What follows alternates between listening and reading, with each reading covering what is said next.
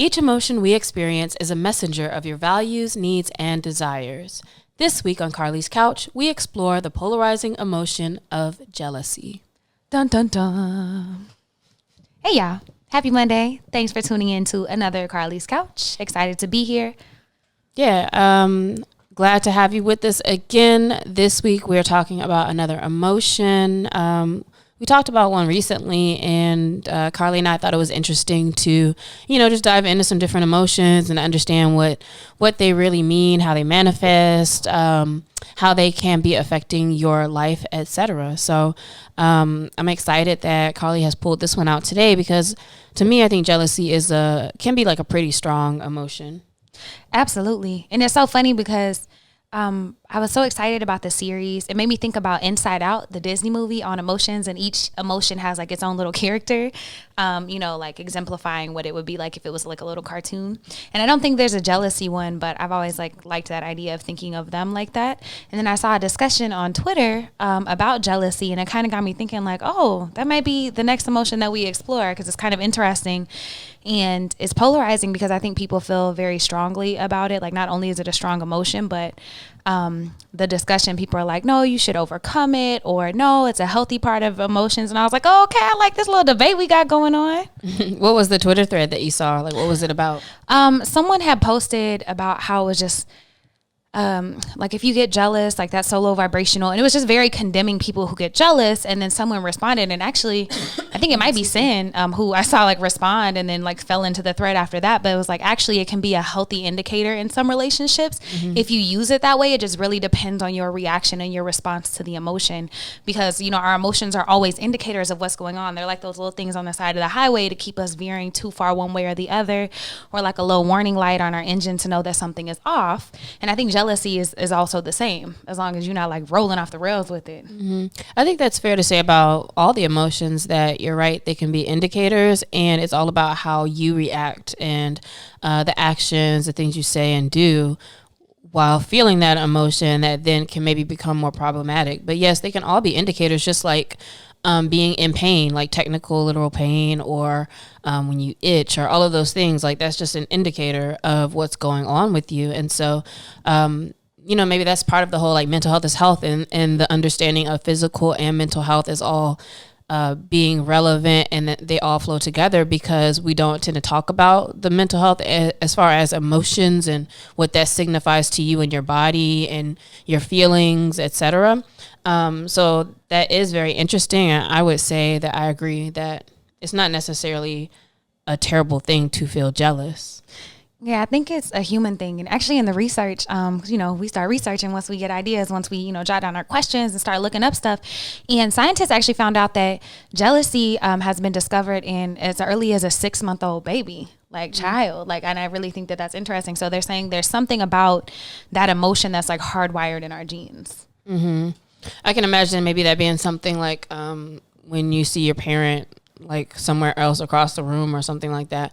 Jealousy, without thinking too hard about it, jealousy to me signifies a need or a want that you have. That's for the most part.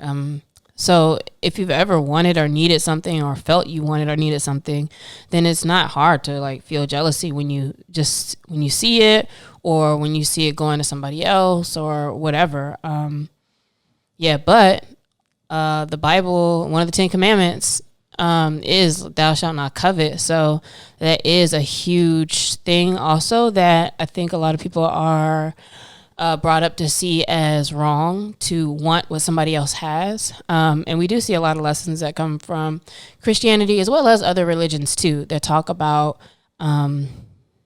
being grateful with what you have and not wanting what somebody else has, etc. And yet there's 100 stories in there too that are examples of people doing that and killing people to get their wives and all kind of stuff. War in general is about like wanting other people's stuff. So, not to say that it might not still be bad, or like what you do to when you feel jealous would be bad. Cain and Abel, the first story in the Bible, is jealousy. So yes, very, very human emotion. And I think That's interesting. That's so funny that's exactly my mind went to Bathsheba and sending her husband to the front lines. Like, bro, I got your wife. But anyways, I think there's a difference between, like, in my head, coveting is more like envy because you want what they have. And I was like looking up the difference between jealousy and envy because I couldn't actually tell you prior to researching. And so what they said is that envy is more a reaction to something like you wish you had. So you want what someone else had. Whereas jealousy is sparked from external friction, but it's to losing something that you perceive as yours or something that you're used to getting. And so, for example, it's not like, oh, I want her company, or like that could be like me or being envy and maybe coveting that. But if it's like, I don't know. I think maybe we just use jealousy in the case of envy sometimes, because people will say, oh, I'm jealous of her body, oh my gosh, or I'm jealous of her husband, or things like that. I think do sound more like coveting and envy as you're saying it here. But that is interesting to think of jealousy as more of kind of like a friction, or what else did it say? It was something else. An internal feeling. Apprehension of rivalry as well, like rivalship. So I don't know. I think that kind of makes sense to me. And we're specifically going to speak to jealousy in this. Okay. Yeah, more so. And so with that little bit of understanding, do you ever get jealous? And if so, like what types of situations have you noticed, either in the past or maybe even in present day, where it might show up more than others?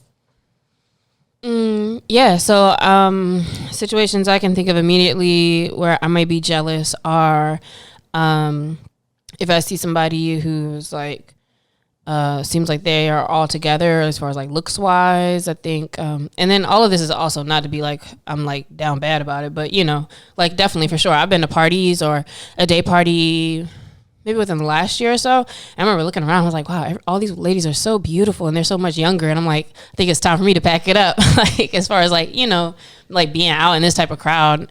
So I did feel like that when I see younger people and I'm like, man, like their skin is still nice and supple. I think I that's probably jealousy that I'm kind of experiencing there. Jealousy when you see maybe a partner or somebody that you're with express desire, or you know, again, it could be like just them making a comment or something. You might feel jealous about that, or I can feel jealousy around that. Also, I can feel jealousy around. And maybe all of mine are envy, I don't know.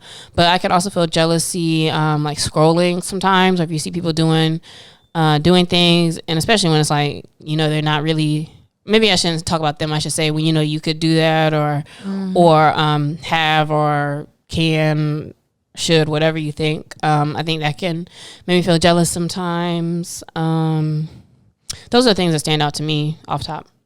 Yeah. And I'm not going to repeat your entire list because not of all of it is the same, but a lot of it is like with partners, with success and like things like where I feel like maybe I should be somewhere else. And maybe that is more envy, right? What are anything different that you would add? I would say, yeah, like for some reason, and it's actually like embarrassing to talk about this, which is why I was kind of glad this came up because I noticed it when I was writing the episode. Here's me telling all my business. But, you know, I see friends like sometimes that I haven't spent time with in a while, like spend time. I'm like, damn, I wish we were spending time together.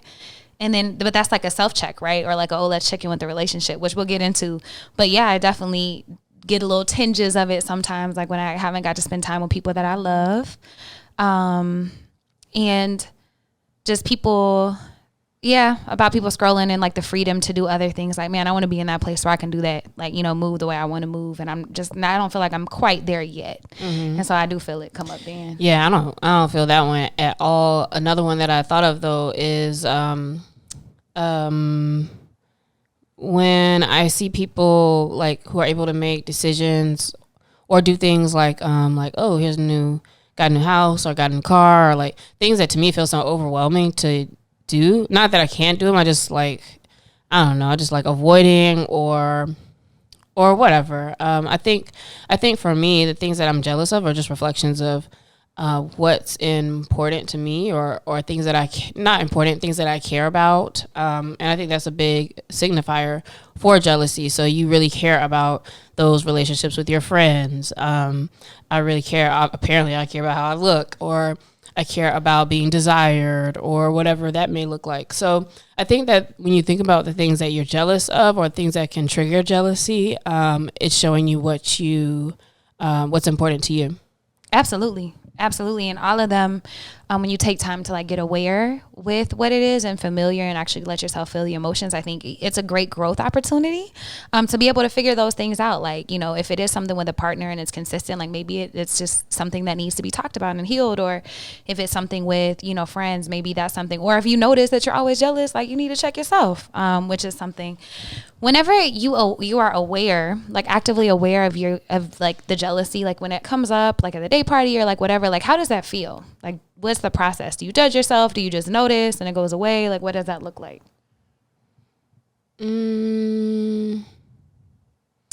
I probably am judging myself a little bit, and then me personally, I probably start thinking of solutions kind of fast.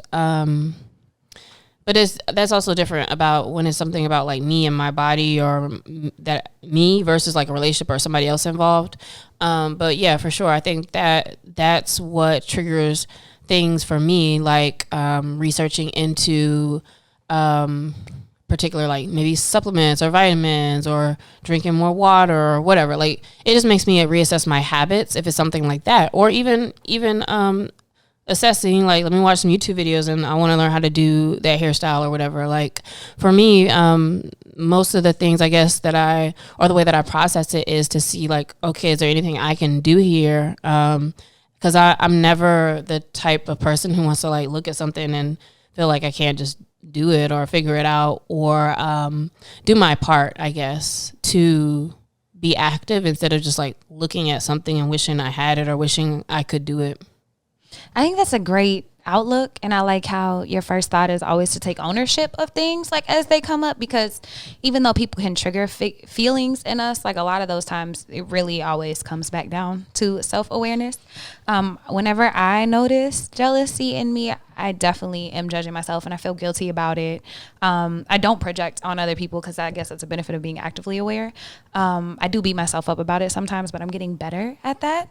But I always jump to the first thing too. It's like, okay, if you like looking at her like, oh dang, she look real good in this gym right now. Like what can I do to get there? Or how can I level up my game and feel good about where I am so that it really doesn't matter what's going on around me? Mm-hmm. If it is something with a relationship or a person, that's probably a conversation that I need to have with myself first. And once I check my own insecurities or fears or like where I'm at, my own assessment, if it is something that needs to be talked about, it can be. But I feel like most of the time it's just a self-check, like a gentle self-check when it comes to other people.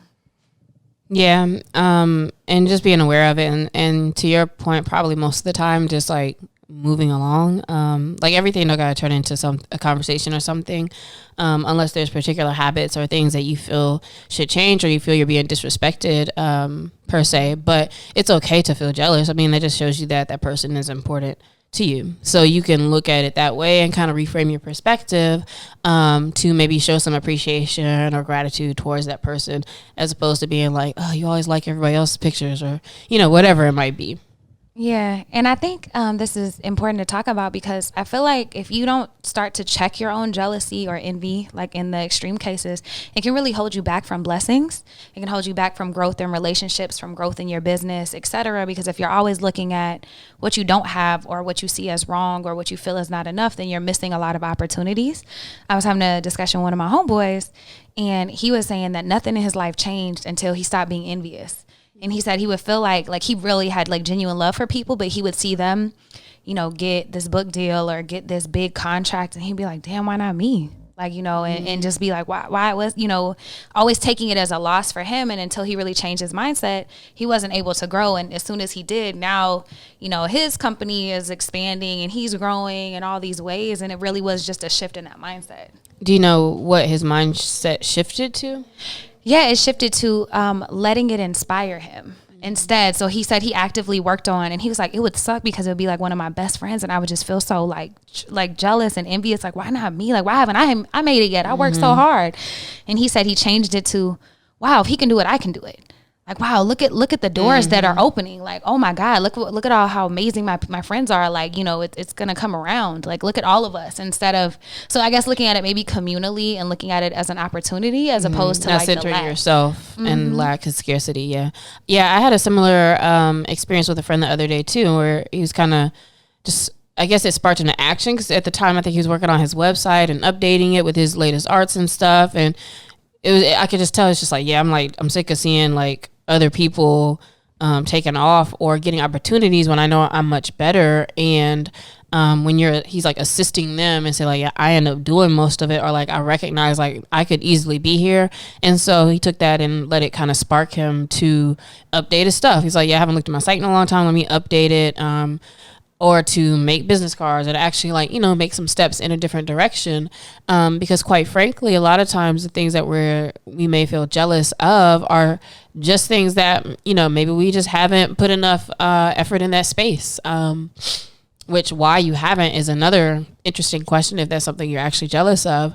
But one thing that I thought of while you were speaking is that it sounds like that makes sense, because it almost seems as though to be jealous and envious is like the opposite of gratitude, and the opposite of experiencing gratitude and gratefulness. So like we've often talked about writing down like the things you're grateful for, et cetera, et cetera.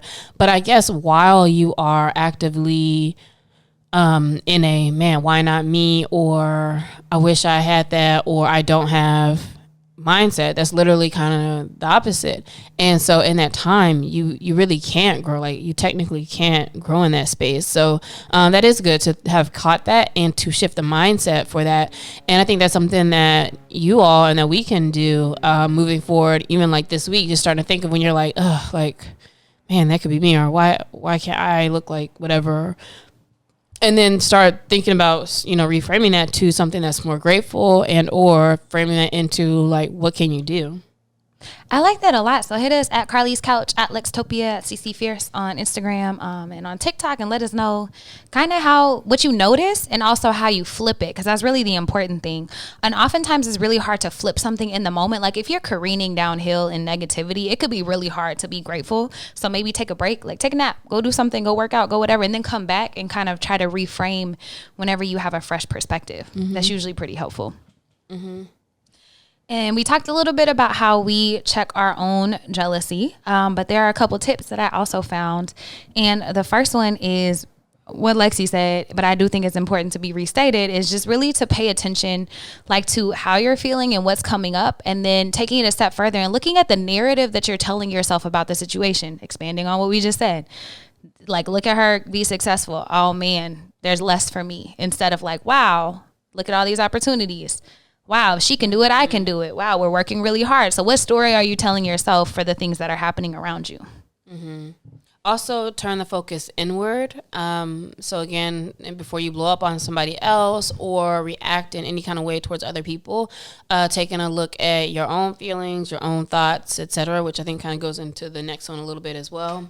And that's deciding if your jealousy is being driven by your own insecurities or fears, like thinking like, what's leading this thought? Like, why am I looking at her and feeling this type of way? Does it make me feel less than? Does it make me feel like I'm gonna lose my partner? Does, you know, whatever is happening. And a lot of times, I'm not saying that your feelings aren't valid. Your feelings are always valid, but we end up projecting on people when we take our past experiences and then put that on the current situation. So maybe someone did do you wrong in the past. So now when something similar happens, all of a sudden you think they're going to do that. Don't do that. Stop, reassess, figure out what's going on. And if you need to, have a conversation. Yeah, most of our insecurities stem from like our past, like whatever traumas or things that have affected us. So that makes sense.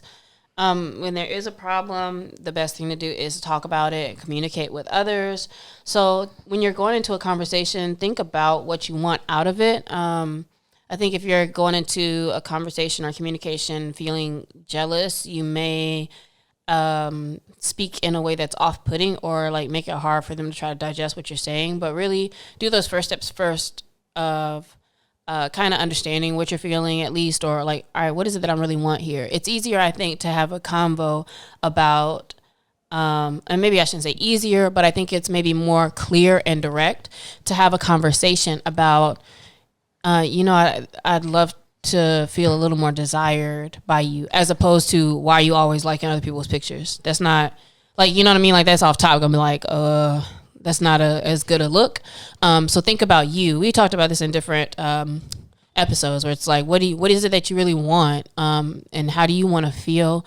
And can you communicate that as opposed to telling people what they're doing or not doing? Or you see that too on Twitter a lot, and other social media where people will have comments or conversations around like, oh, why'd this person come to my party like extra dressed up? And it's like, that's just weird. So approach it.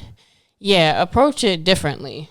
So I'm going to put Lexi on the spot. So what's a better way to come at somebody like, dang, you always spending all your time at the studio and with your friends. Like, you won't ever spend no time with me. What's a better way to have that conversation? To say what you want. Just tell them, hey, let's do this. Let's do something. Or I want to do something.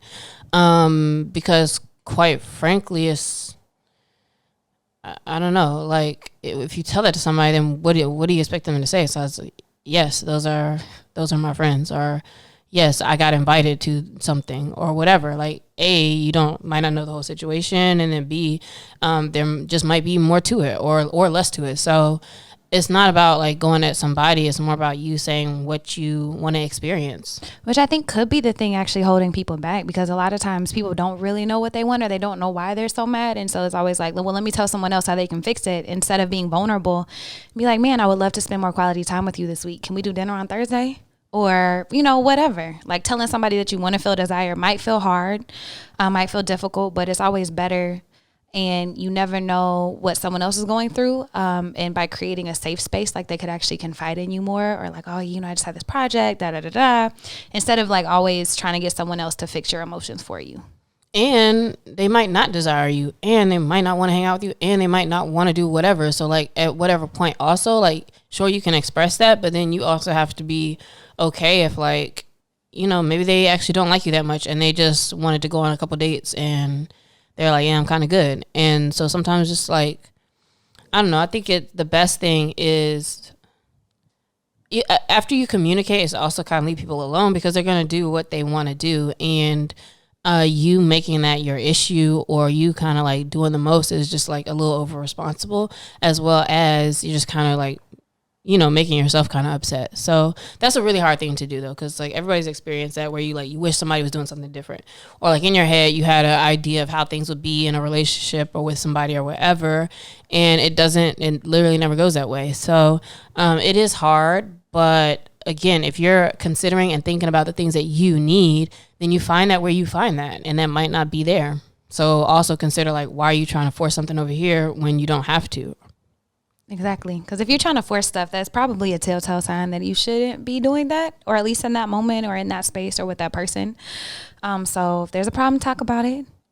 Think about what you want and need, and what you communicate, give some space.